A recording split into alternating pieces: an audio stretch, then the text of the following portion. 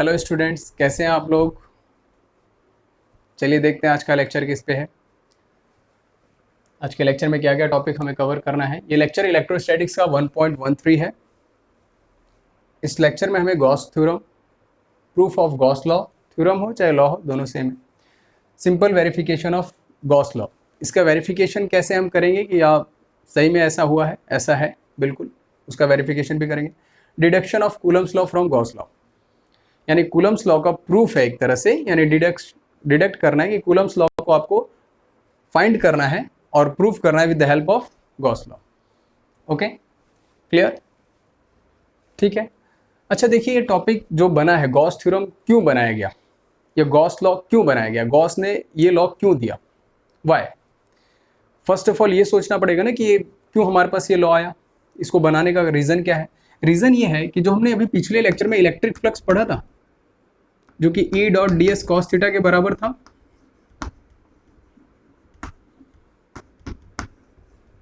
है ना, ये हमने पढ़ा था, ठीक है।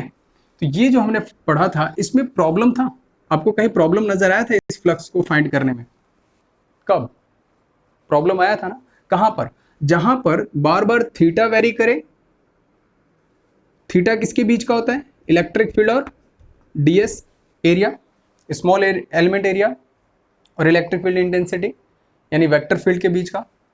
तो हमने देखा था कि जहां बार बार थीटा वेरी करता है वहां पर हमें फ्लक्स को कैलकुलेट करने में टफ पड़ता था। जैसे कि ये इलेक्ट्रिक फील्ड लाइंस है due to a point charge, ये इलेक्ट्रिक फील्ड लाइंस,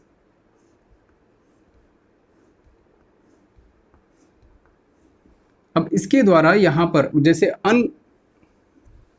मतलब कंटिन्यूअस सरफेस नहीं था, तो यहां पर बार बार हमें इस पूरे सरफेस से निकलने वाला फ्लक्स कितना था, ये कैलकुलेट करने के लिए हमें क्या करना पड़ता था, हर एक जगह पे डीएस एलिमेंट कंसीडर करना पड़ता था, और हर एक डीएस एलिमेंट को फिर कंपेयर करना पड़ता था कि कौन सा डीएस ऐसे हैं, कौन कौन से डीएस ऐसे हैं जहां पर ई और थीटा कांस्टेंट मिले, ई और थीटा कांस्टेंट मिले। ये हमारा प्रॉब्लम था। तो हमने एक और एग्जांपल दिया था उसी लेक्चर में कि आप एक सिमेट्रिकल बना लीजिए, एक सिमेट्रिकल बना लीजिए। देखिए जितना फ्लक्स इससे निकल रहा है उतना ही फ्लक्स इससे भी निकल रहा है, क्लियर, बिल्कुल। तो जो फ्लक्स इससे निकल रहा है वही फ्लक्स इससे भी निकल रहा है। इससे कैलकुलेट करना आसान था, तो ये आसान बनाने वाला टर्म किसने दिया था, गॉस ने दिया था। किसने दिया था, गॉस ने दिया था। तो इन दोनों स्ट्रक्चर में आपको क्या डिफरेंट नजर आ रहा है कि हर एक पॉइंट पर, इस सरफेस के हर एक पॉइंट पर इलेक्ट्रिक फील्ड की इंटेंसिटी सेम होगी क्योंकि इस चार्ज से हर एक पॉइंट का डिस्टेंस सेम होगा, बट इस सरफेस के लिए हर एक जगह पे डिस्टेंस अलग अलग है। अगर डिस्टेंस अलग अलग है तो इलेक्ट्रिक फील्ड की इंटेंसिटी भी अलग अलग होगी, ठीक। और देखिए थीटा भी बार बार चेंज कर रहा है क्योंकि अब ये डीएस ऐसे है तो इसका परपेंडिकुलर वेक्टर ऐसे बनेगा, ये डीएस ऐसे है तो इसका परपेंडिकुलर वेक्टर ऐसे बनेगा, और ये इलेक्ट्रिक फील्ड इंटेंसिटी का डायरेक्शन है तो इनके बीच में थीटा बन गया। तो ये जो थीटा है, लेकिन इनमें देखिए क्या वही थीटा है, अगर यहां डीएस कंसीडर करेंगे तो सेम वही एंगल रहेगा, डीएस का डायरेक्शन, एरिया वेक्टर का डायरेक्शन वही है जो इलेक्ट्रिक फील्ड का डायरेक्शन है।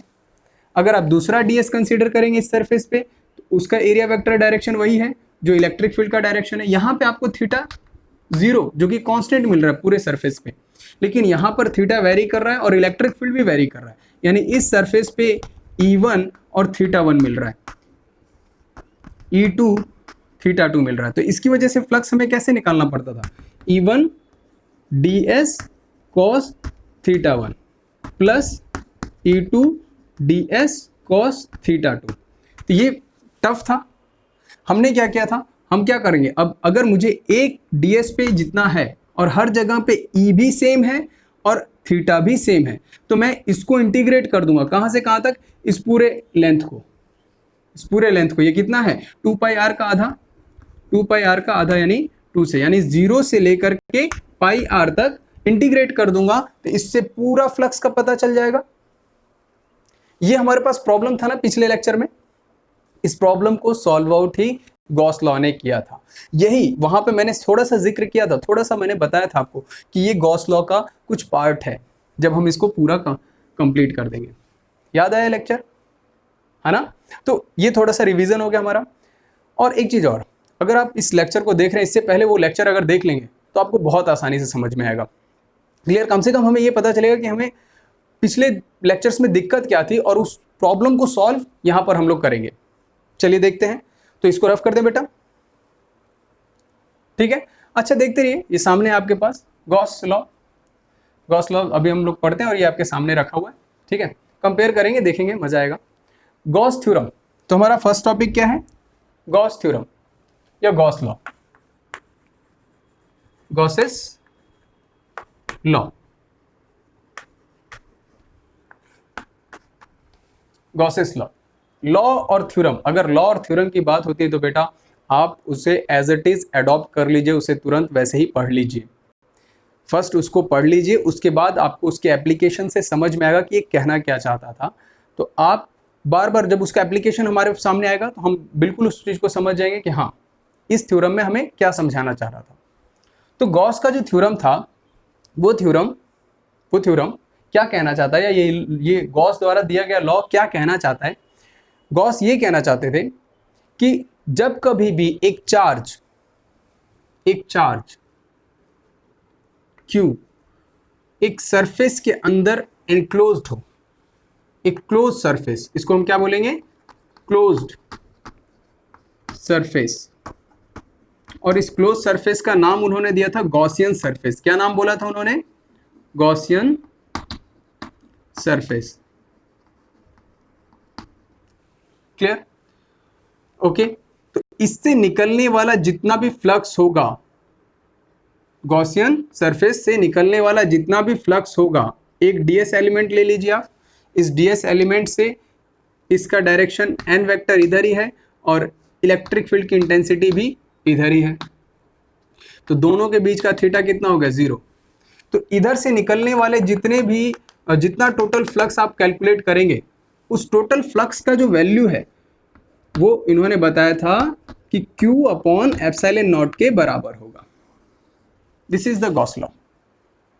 तो गॉस क्या कहना चाहते थे? सिंपल सा एक लाइन में सुनिए, किसी भी क्लोज सरफेस से अंदर रखे हुए चार्ज से निकलने वाला flux Q upon epsilon not के बराबर होगा। That's clear. तो क्या कहना चाहते थे हम उसको लिख सकते हैं, बिल्कुल। According to Gauss law, according to GL, मैं क्या लिखता हूं? According to GL, according to GL the total flux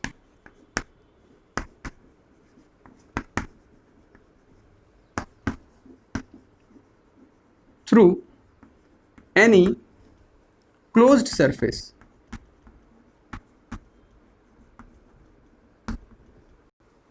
is closed surface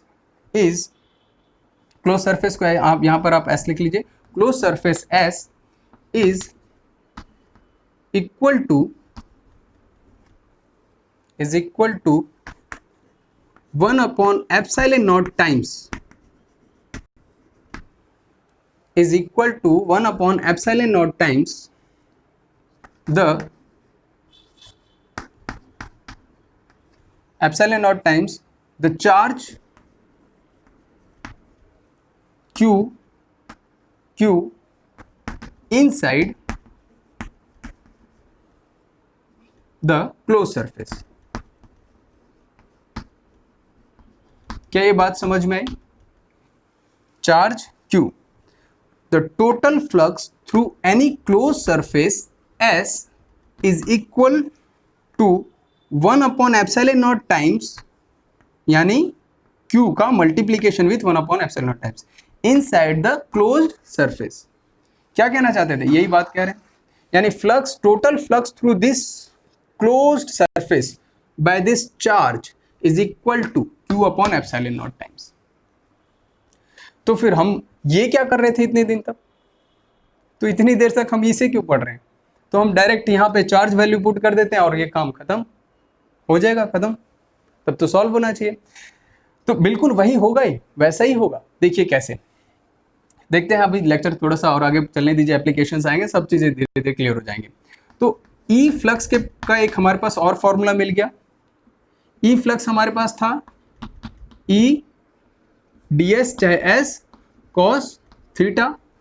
अब ये किसके बराबर है? Q अपॉन एप्सिलॉन नॉट के बराबर है।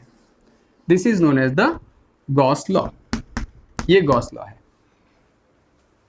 क्लियर हो गई बात? इतना समझ में आ गया? गॉस लॉ समझ में है? अब यहां पर फ्लक्स का जो ऐसा यूनिट है, इस फ्लक्स का जो ऐसा यूनिट है उसको लिख लीजिए।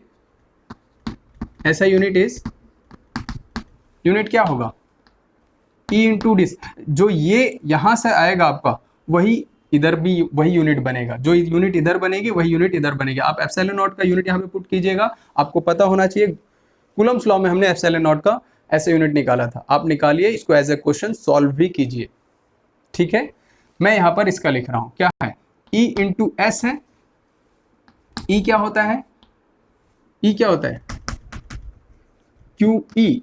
तो एफ अपॉन क्यू था, तो न्यूटन पर कूलम और मीटर का स्क्वायर, यही होता है। तो न्यूटन पर कूलम मीटर स्क्वायर। अब यहां से आप डायमेंशनल फॉर्मूला भी निकाल सकते हैं, बिल्कुल। M L T minus two, Coulomb's का क्या होता है? ए टी का इनवर्स और एल का square. This is the dimensional formula also. ये क्या है? डायमेंशनल फॉर्मूला है।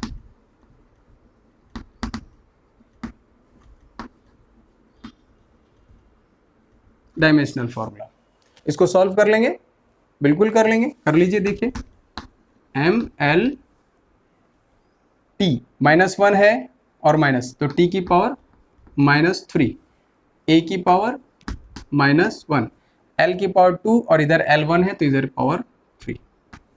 This is the dimensional formula. Okay, clear है? आगे बढ़े, चलिए। अच्छा, अब कुछ चीजें इंपॉर्टेंट टर्म्स दिए, जैसे कोई लॉ बनाते हैं तो उसके लिए कुछ रिस्ट्रिक्शंस भी बनते हैं कि आपको इस लॉ को अगर एप्लीकेबल करना है, इसको अलाउ, मतलब आपको इसको इसका यूज करना है, तो आपको कुछ स्टेप्स का ध्यान देना है। तो कुछ इंपॉर्टेंट टर्म्स हैं, write down the important points for Gauss law. ये समझ में आ गया बेटा? अगर ये समझ में आ गया तो हमारे लिए लेक्चर पूरा आसान होने वाला है कि जो हमारे पास प्रॉब्लम था, उस प्रॉब्लम को सॉल्व आउट करने के लिए गॉस ने एक गॉसियन सरफेस बताया कि ये गॉसियन सरफेस है। इस सरफेस से निकलने वाला पूरा flux Q upon epsilon not के बराबर होगा। तो आप E into S cos theta को इसके बराबर कर सकते हैं, बिल्कुल। अब उन्होंने ये बताया कि गॉसियन सरफेस कैसा होना चाहिए, चार्ज कैसा होना चाहिए, तो उन्होंने कुछ इंपॉर्टेंट पॉइंट्स में बताया है, तो हम उसको लिख लेते हैं। Write down.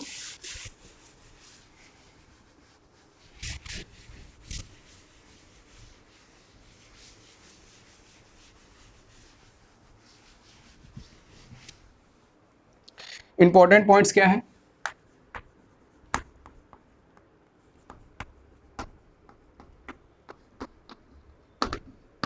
Point, first point देखिए, गॉस लॉ इज ओनली, लिख लीजिए, only for close surface, closed surface, that surface is known as Gaussian surface. Okay, and symmetrical भी होना चाहिए। कैसा होना चाहिए? closed and symmetrical surface।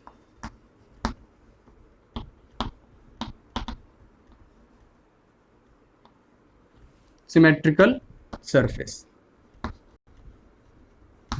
और ये closed symmetrical surface क्या कहलाता है? ये कहलाता है Gaussian surface। इसी को नाम देते हैं गॉसियन सरफेस, जिसे हम GS बोलेंगे आगे।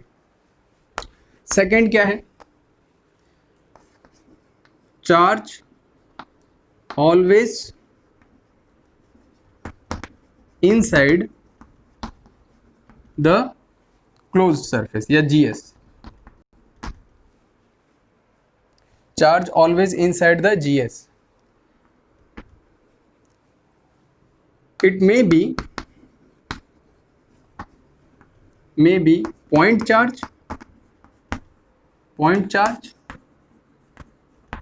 or continuous charge distribution.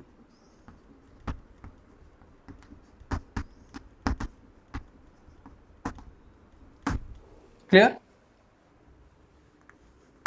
Third, point charge और कंटिन्यूअस चार्ज डिस्ट्रीब्यूशन होना चाहिए, डिस्क्रीट चार्ज डिस्ट्रीब्यूशन नहीं होना चाहिए। उसका भी रीजन है, अगर आप पॉइंट चार्जेस ऐसे ऐसे लेते हैं और गॉसियन सरफेस आपने ऐसे बना दिया तो गड़बड़ हो जाएगा, क्योंकि इनकी वजह से इलेक्ट्रिक फील्ड की इंटेंसिटी यहां देखिए कुछ होगी, इसकी वजह से यहां पर कुछ होगी, तो हर पॉइंट पे इलेक्ट्रिक फील्ड की इंटेंसिटी क्या होगी, चेंज हो जाएगी।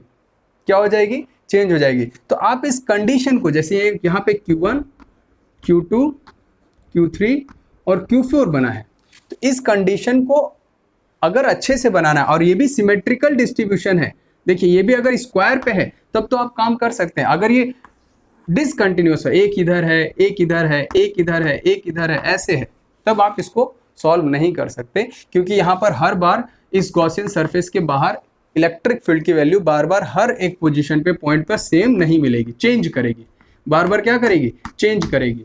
तो फिर से हमारा ये प्रॉब्लम सॉल्व नहीं होगा। तो ये किसके लिए है, कंटिन्यूअस चार्ज डिस्ट्रीब्यूशन और पॉइंट चार्ज के लिए। एक और कंडीशन, अगर पॉइंट चार्ज सिमेट्रिकली है, फिर से देखिए उसी कंडीशन में आता है, सिमेट्रिकली हो कैसे, ये हमने 4 पॉइंट चार्जेस लिए, ठीक है, और इसको हमने गॉसियन सरफेस से, यानी हर एक पॉइंट से इधर से इसकी दूरी सेम है तो इधर से भी सेम है, इधर से सेम है तो इधर से भी सेम है, तो इनकी वजह से जितना इधर बनेगा उसकी वजह से इधर पे उतना बनेगा।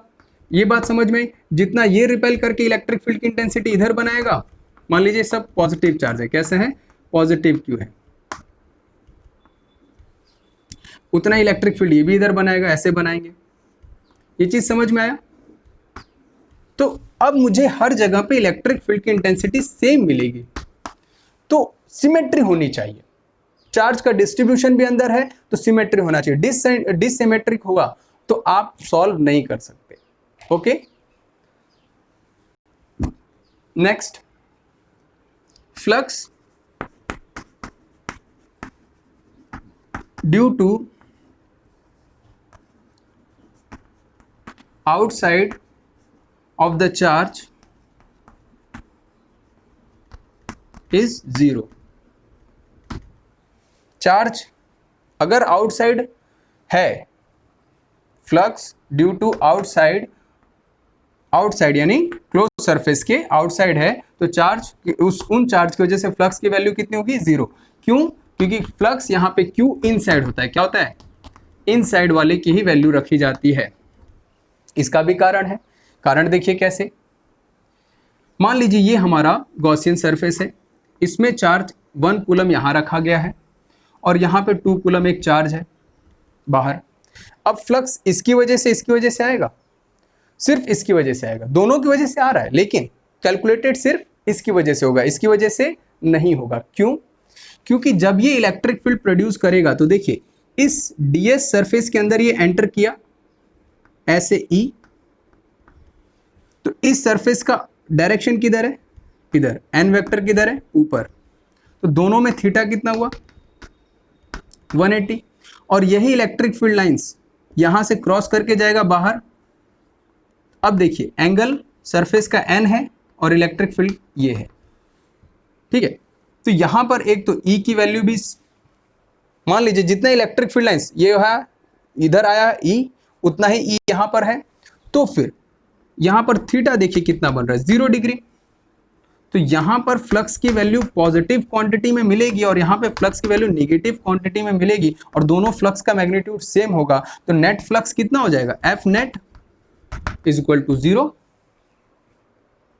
लेकिन इस पॉइंट चार्ज वाले की वजह से जो अंदर की तरफ है उसकी वजह से नेट सब बाहर है, किधर है, आउटसाइड है, सबका सब इलेक्ट्रिक फील्ड आउटसाइड है, तो इसके द्वारा मिलने वाला फ्लक्स ड्यू टू 1 कूलम वो कैलकुलेटेड है, बट इसके द्वारा नेट फ्लक्स 0 है, तो इनकी वजह से कोई बाहर वाले चार्जेस की वजह से कोई वैल्यू नहीं मिलेगी आपको फ्लक्स की।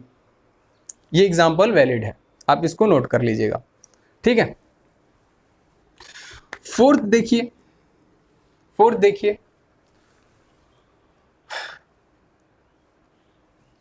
फोर्थ ये है कि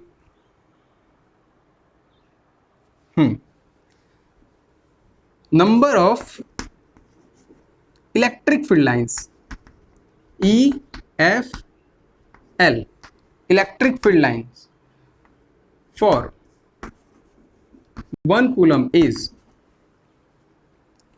कैलकुलेटेड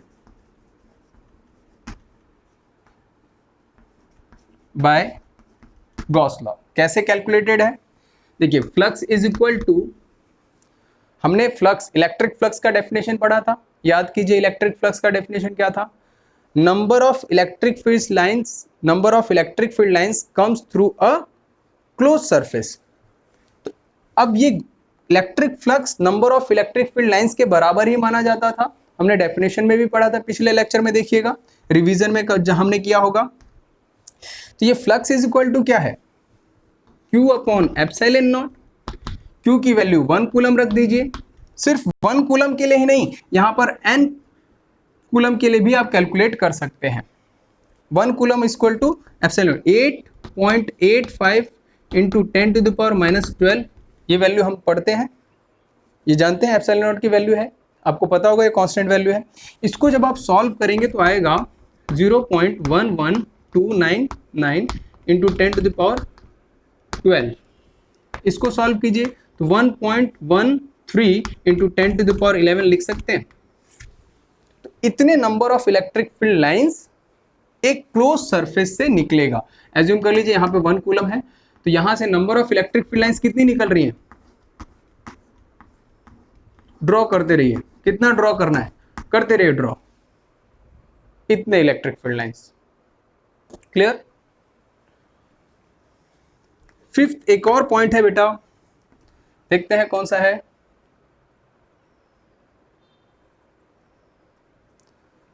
पॉइंट चार्ज हो गया, कंटिन्यूअस है।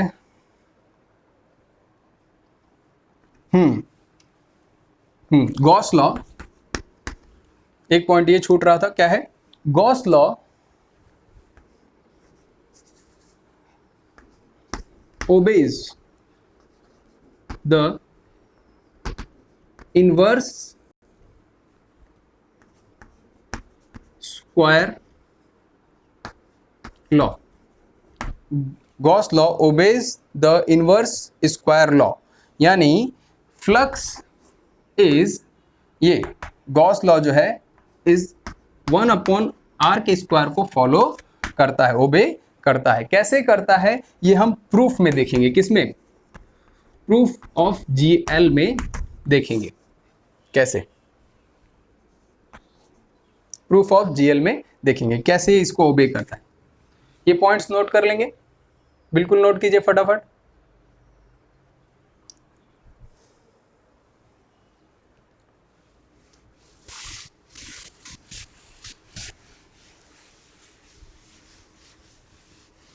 नोट करने के लिए वीडियो पॉज कर लिया कीजिए बेटा, या तो साथ ही साथ मेरे साथ लिखते रहा कीजिए। नोट्स पक्का बनाना है, नोट्स बनाने से आपको बहुत हेल्प मिलेगा, आपको बाद में बोर्ड एग्जाम में बहुत हेल्प मिलेगा। चलिए देखते हैं नेक्स्ट क्या है, प्रूफ ऑफ जीएल।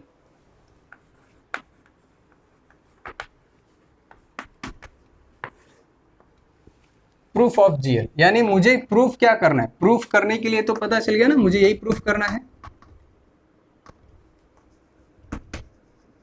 ये मेरा टास्क है, ये मुझे प्रूफ करना है। तो मुझे क्या क्या चीजें गिवन है according to Gauss law, according to Gauss law. अच्छा ये तो मुझे प्रूफ करना है, ठीक है, तो मुझे क्या क्या चीजें गिवन है इस प्रूफ करने के लिए? मुझे क्यू गिवन है और गॉसियन सरफेस गिवन है, जीएस गिवन है, ठीक। तो let a point charge Q at the center of sphere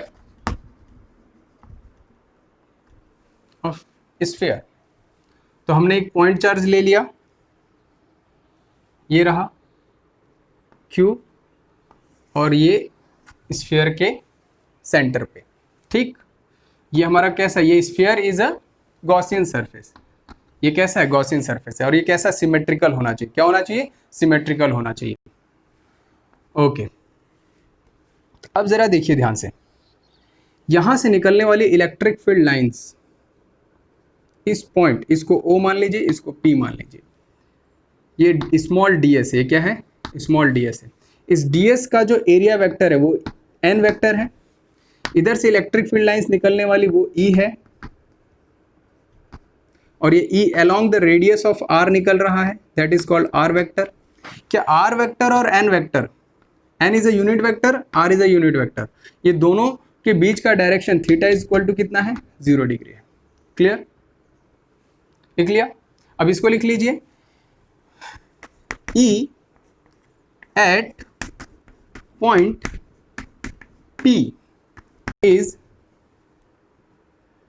Q upon 4 pi epsilon not R का स्क्वायर, यही होगा। E at point P is this, इतना ही होगा। और क्या ये वैल्यू हर जगह पे सेम होगी, कहीं पे भी आप कंसीडर कर लीजिए, क्योंकि हर जगह R है, तो हर जगह पे E की वैल्यू और area between theta between E and ds same, तो इलेक्ट्रिक फील्ड हर पॉइंट पे सेम है।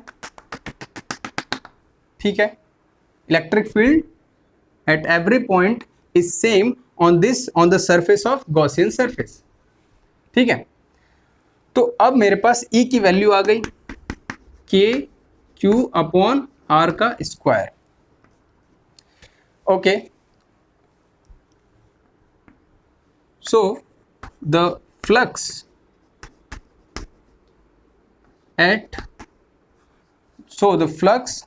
from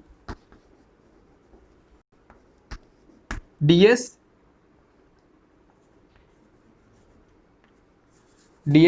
surface, ds से कितना फ्लक्स निकलेगा उसको कैलकुलेट कर लेते हैं।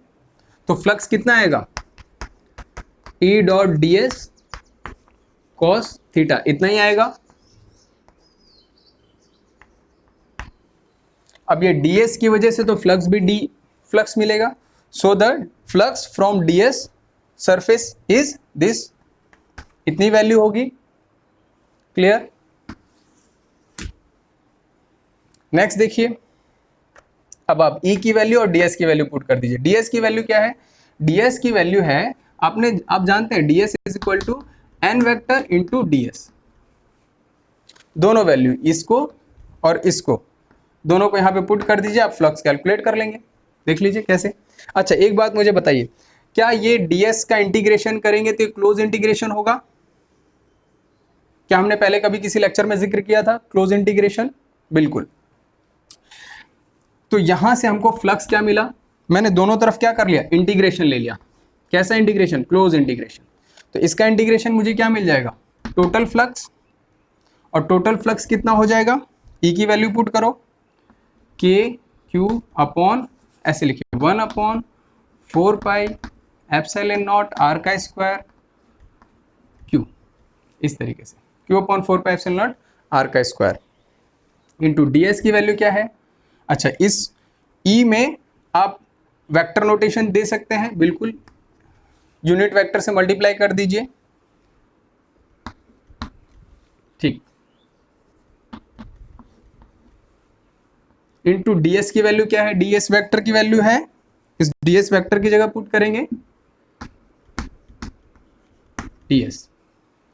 अब मुझे बताइए, इन दोनों का तो मल्टीप्लीकेशन 1 होगा, both are unit vector, so and this is a constant value, constant integration किससे किधर आ जाएगा, बाहर आ जाएगा।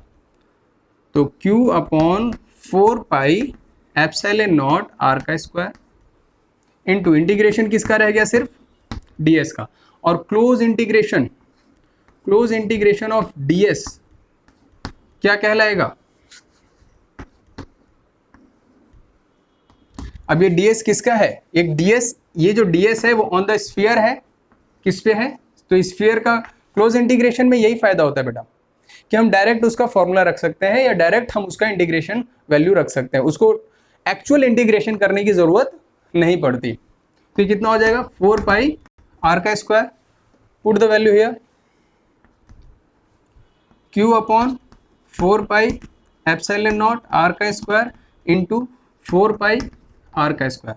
क्या ये वैल्यू कट गई? तो ये फ्लक्स किसके बराबर हो गया? Q upon epsilon not. Hence proof, ये प्रूफ हो गया। क्या हमारा आंसर आ गया? यही चीज प्रूफ करना था हमें। क्लियर? ओके, जरा मैं इसको रब करके बेटा, जगह मुझे बनाना है, तो ये मैंने इसको रब कर दिया। इसको नोट कर लिया ना? ओके, अब जरा यहां पर देखिए,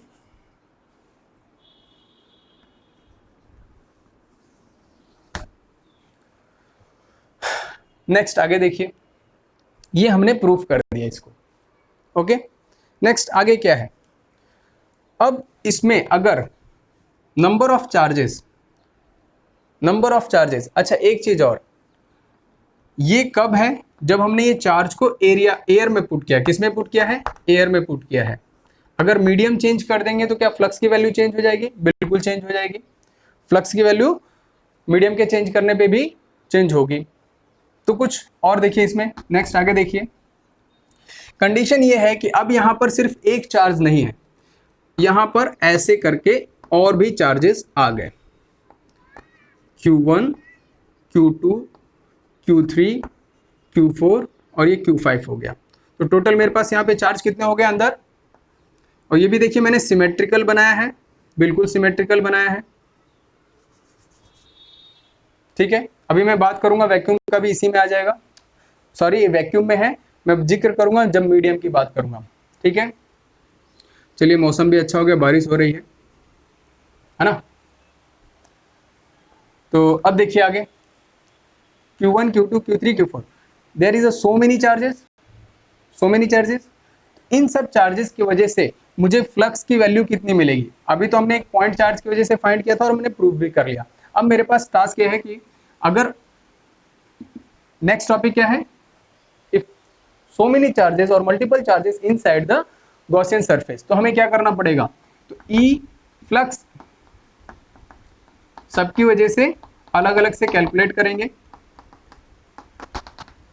और सबको क्या कर देंगे? ऐड कर देंगे। देखिए कैसे ऐड करेंगे, क्या ये एडिशन, इनका नेट इफेक्ट आएगा इससे बाहर?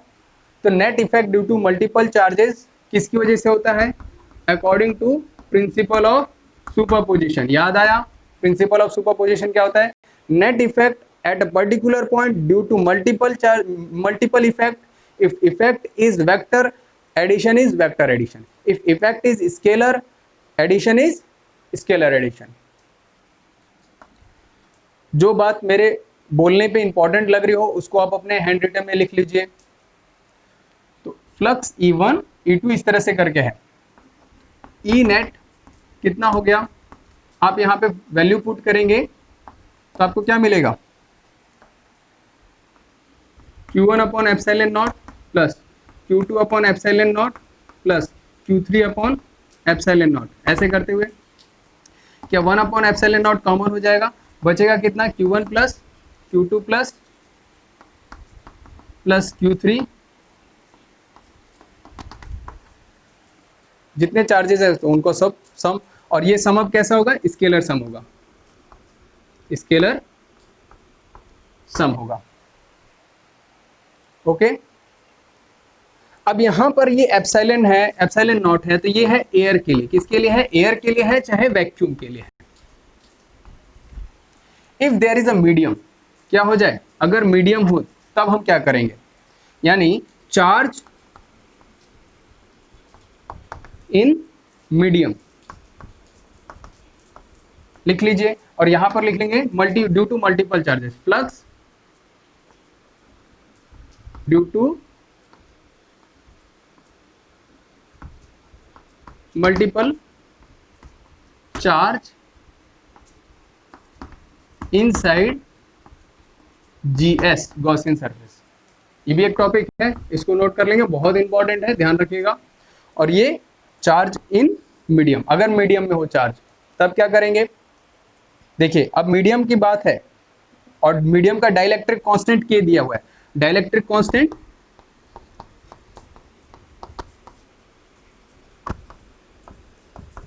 गिवन है के, तो हम अब एप्सिलॉन नॉट की जगह क्या रखेंगे, के से मल्टीप्लाई हो जाएगा, क्योंकि फ्लक्स घटता है तो के इफेक्ट अपना डालता है, ठीक है ना, जिसकी वजह से क्या हो जाएगा, वैल्यू कम हो जाएगी। ओके, के क्या होता है बेटा, हम जानते हैं epsilon R, relative permittivity of the medium, this is equal to epsilon M into epsilon not. Okay, clear होगी बात। अब इसको हम लोग यहाँ पर फॉर्मूले में पुट करेंगे, कहाँ पे, इस फॉर्मूले में यहाँ पे पुट कीजिए।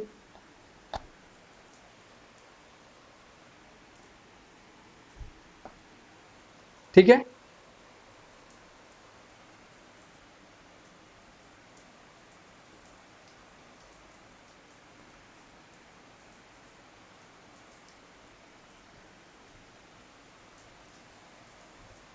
एप्सिलॉन आर के की वैल्यू, एप्सिलॉन आर क्या होता है, एप्सिलॉन आर, वही मैं कहूँ यहाँ पे क्या, epsilon R equal to epsilon M upon epsilon not होता है।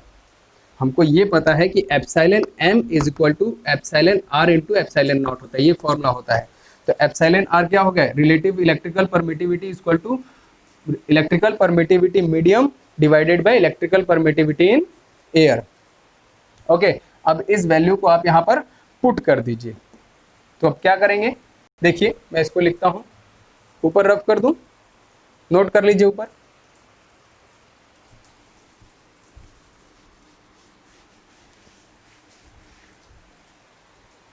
ये हमने पुट किया, flux is equal to Q upon epsilon not multiply with K हो जाएगा, के से मल्टीप्लाई कर देंगे क्योंकि डाइलेक्ट्रिक कांस्टेंट किसी का भी मीडियम का कम करता है।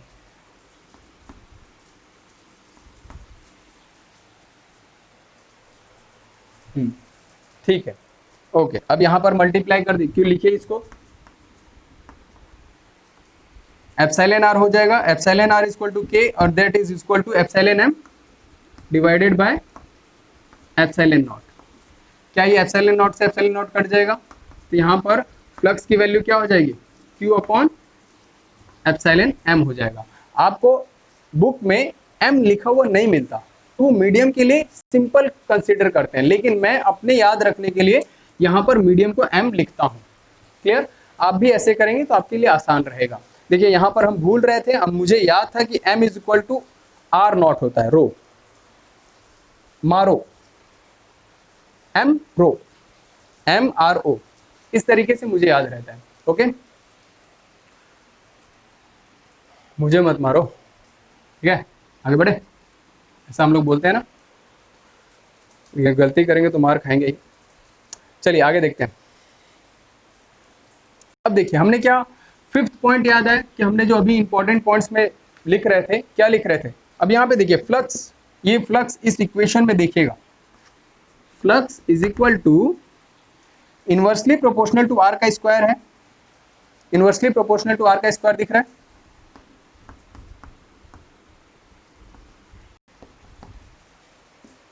वो पहला पॉइंट था, ये दूसरा पॉइंट है, ये तीसरा पॉइंट है, ये तीसरा पॉइंट पांचवें पॉइंट का इंपॉर्टेंट पॉइंट का जिक्र कर रहे हैं, यहां पर हम उसको शो कर रहे हैं कि yes, Gauss law really obeys the law of inverse square law, obeys the inverse square law को ओबे करता है। क्यों, अब आप कहेंगे कि सर यहां तो आर की वैल्यू है नहीं कहीं पे, बट ये जरा ध्यान से देखिएगा, क्या ये आर कट जाता है इस एरिया के आर के स्क्वायर की वजह से, अगर मेरा चार्ज यहां पर पॉइंट है तो ये तो कट गया, अगर ये चार्ज पॉइंट की तरह ना हो करके सिलेंडर में आता, ये लीनियर चार्ज डिस्ट्रीब्यूशन होता, तब तो ये ऐसे नहीं कटता, क्योंकि इसका सरफेस एरिया क्या होता है, इसका सरफेस एरिया होता है 2 pi r l, r is the radius, l is the length, तो इसका सरफेस एरिया होता है 2 pi r l, surface area कितना होता है 2 पाई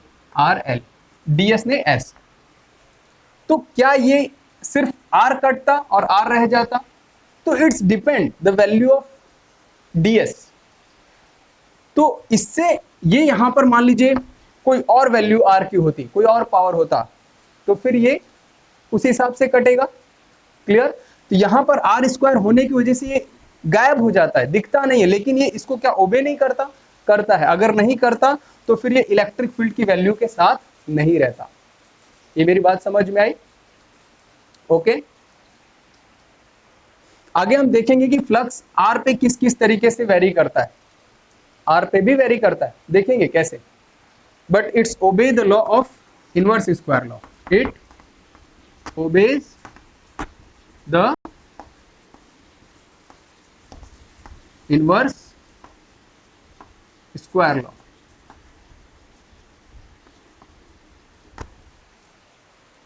इनवर्स स्क्वायर लॉ नोट कर लीजिए इसको।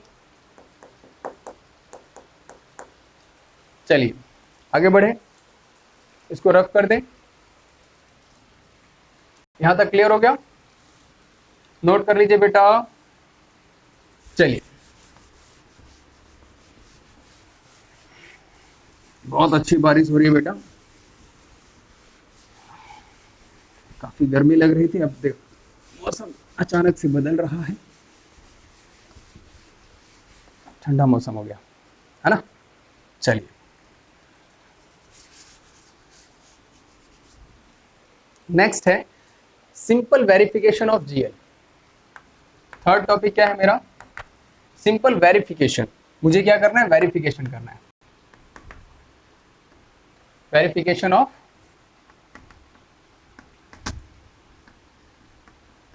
जीएल। जीएल का वेरिफिकेशन, वेरिफिकेशन यानी एक तरह से देखना, देखिए क्या सही बात है, और एक तरह से ये जो हमने पॉइंट लिखा था इंपॉर्टेंट पॉइंट्स, उसका भी प्रूफ आ जाएगा आपके सामने। लेट कर लीजिए there is a electric field, इस तरीके से यूनिफॉर्म इलेक्ट्रिक फील्ड है। कैसा है? Uniform electric field.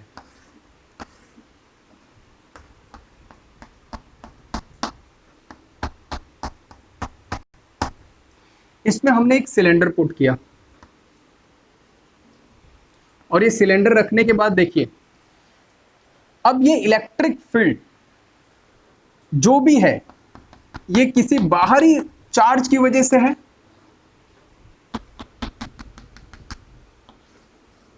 Inside the charge की वजह से तो नहीं है। ठीक है, आपने क्या किया, पूरा सिस्टम, पूरा जो गॉसियन सरफेस है, ये हमारा क्या है? गॉसियन सरफेस है, सिलेंडर हमने माना गॉसियन सरफेस है, तो इसमें फ्लक्स जीरो होना चाहिए। इसमें फ्लक्स इसकी वजह से क्या होना चाहिए? जीरो होना चाहिए। यही मुझे वेरीफाई करना है। ठीक, तो यहां पर देखिए, ये एरिया A1 मान लीजिए, और ये एरिया A2 मान लीजिए, ये वाला जो एरिया है, और ये cross section area A1 A2, और जो कर्व एरिया होता है जैसे कि इस चौक का देखिए, एक एरिया ये हो गया, ये कर्व, और एक ये, और इसके ऊपर ये वाला जो एरिया है वो कैसा है? सिलेंड्रिकल है, इसके पास भी तो सरफेस एरिया है और फेस भी है, तो इसको मान लीजिए थर्ड A3। अब इस टोटल इससे निकलने वाला फ्लक्स कितना होगा? Net due to flux 1 2 3। इसी तरह के क्वेश्चंस भी आते हैं बेटा, इसीलिए मैंने इस टॉपिक को कंसीडर किया। अब E1 निकालिए, क्या होगा? E1 मैं डायरेक्ट सॉल्व कर रहा हूं। इलेक्ट्रिक फील्ड इस सरफेस एरिया के अंदर जा रहा है, ठीक, और इस फेस का एरिया वेक्टर किधर है? इधर है, और ये इसका वेक्टर किधर है? इधर है। इन दोनों के बीच का थीटा कितना है? 180। ये एंटर कर गया इस फेस में। अगर ये इसमें से नहीं निकलता तब तो बात मेरे को समझ में आती, लेकिन ये यहां से क्या किया? इस फेस का एरिया वेक्टर देखिए इधर है, और इलेक्ट्रिक फील्ड इंटेंसिटी भी इधर ही है। इसमें थीटा कितना है? 0 डिग्री। इसमें देखिए, इस फेस पर एरिया वेक्टर किधर है? इधर है, और इलेक्ट्रिक फील्ड किधर है? इधर है। दोनों के बीच का एंगल 90 डिग्री, ये थीटा इक्वल टू 90 डिग्री। ये 90 डिग्री बन रहा है ना नॉर्मल से, ठीक। तो इसमें क्या होगा? E3, इसकी बात करें तो ये तो डायरेक्ट 0 हो जाएगा। इसकी बात करूं तो क्या हो जाएगा? ES3 की बात है ना, 3 वाला 0 होगा बेटा पहले। अच्छा 1 लिखते हैं, 1 का क्या है? 180 है, तो माइनस ES होगा। प्लस ई एस होगा प्लस 0 होगा, तो नेट कितना आ गया 0। फोर्थ क्या है, डिडक्शन यानी प्रूफ भी हो सकता है, ये भी लिखा मिल जाएगा आपको, क्या मिलेगा प्रूफ, और deduction both are same of Cl from Gl, ऐसे साफ सुथरा लिखिए फ्रॉम Gl। क्लियर है, देखिए कैसे। अब कूलम्स लॉ क्या है, कूलम्स लॉ हम जानते हैं कि F इज इक्वल टू के Q1 Q2 अपॉन R का स्क्वायर होना चाहिए, this is known as Coulomb's law. और गॉस लॉ क्या है कि flux E is equal to Q upon epsilon not. तो मुझे इसके हेल्प से, और ये किसके बराबर और होता है, E dot D S cos theta के भी बराबर होता है, मुझे इसके हेल्प से इसको प्रूफ करना है। ठीक है, चलिए देखते हैं। गॉस लॉ हमने कैसे प्रूफ किया था, एक चार्ज हमने Q, स्टेटमेंट आप लिखते रहिएगा, take a charge Q at the centre of sphere, take a charge Q, point charge Q at the centre of sphere having radius R, okay. At point P we get value of E which is equal to K Q upon R का square. At point P on the Gaussian surface we get value of E K Q upon R का square. ठीक है, इस पे यहां पर आप एक स्मॉल Q नॉट वैल्यू रख दीजिए चार्ज के, एक यूनिट टेस्ट चार्ज रखिए, तो यहां पर इस इलेक्ट्रिक फील्ड की वजह से ये वैल्यू इधर आती है, और यहां पर फोर्स की वैल्यू क्या होती है, के sorry force is equal to q naught E होती है, क्यू नॉट ई होती है। आप ये ई की वैल्यू यहां पे पुट कर दीजिए, सॉल्व हो गया, बहुत बड़ा डेरिवेशन की कोई जरूरत नहीं।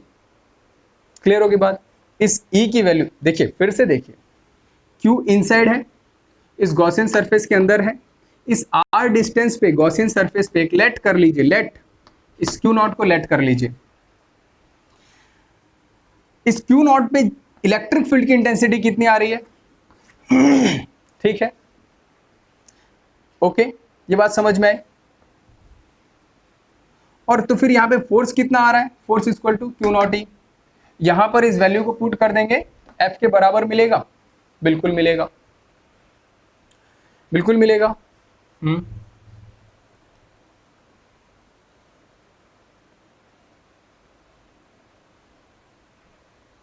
क्लियर, अब इसको जरा नोट कीजिए आप लोग, कैसे, देखिए, अच्छा मुझे यहां पर फ्लक्स की देखिए जरा, फ्लक्स देखते हैं क्या है, flux is equal to Q upon epsilon not है, और फ्लक्स ये कैसे कैलकुलेट होता है, E dot D S, E dot D S, ठीक।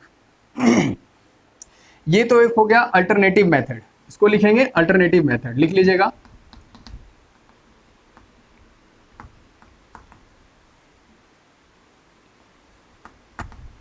मेथड जो हमने अभी जिक्र किया कि ई की वैल्यू ये है, इसको यहाँ पे पुट करेंगे, फोर्स की वैल्यू मिल जाएगी।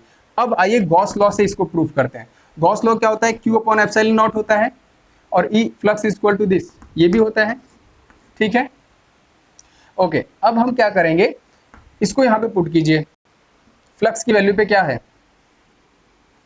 फ्लक्स ये होता है, ये भी फ्लक्स होता है, तो हम इस फ्लक्स की वैल्यू को यहाँ पे पुट कर रहे हैं, तो Q upon epsilon not is equal to, E की वैल्यू कितनी है, के Q अपॉन आर का स्क्वायर, फ्लक्स, ठीक,